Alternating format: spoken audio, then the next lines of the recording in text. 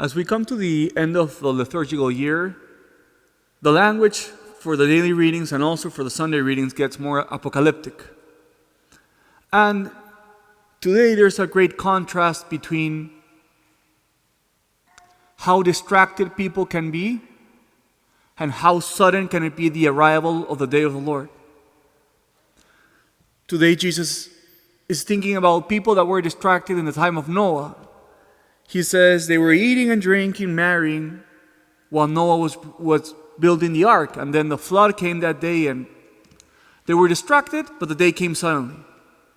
And he also gives an example from Lot. He says they were eating, drinking, buying, selling, planting.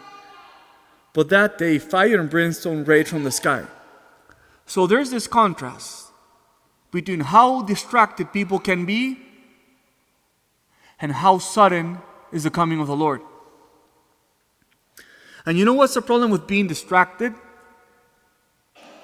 That when a person is distracted, the person doesn't perceive the danger around him or her.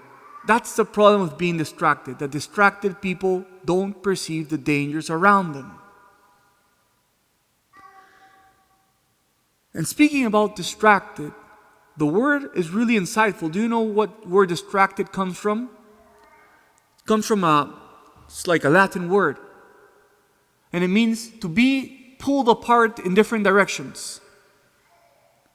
And that's what happens with distracted people. Their attention is going in different directions because their attention is being pulled by different idols. So, what is the lesson from today's reading? The lesson is from distracted to despair, there's only one step.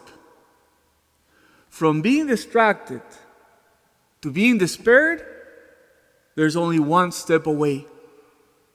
So, my question for all of us today is this. What is pulling us in different directions?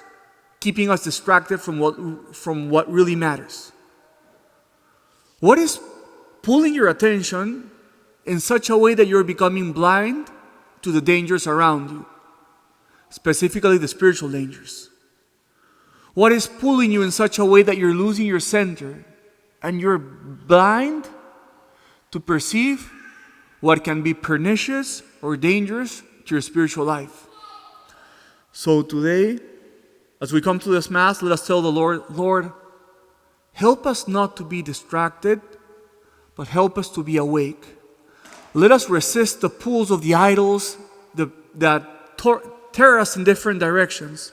But let us be awake to the dangers so that we avoid that small step that takes us from distraction to desperation.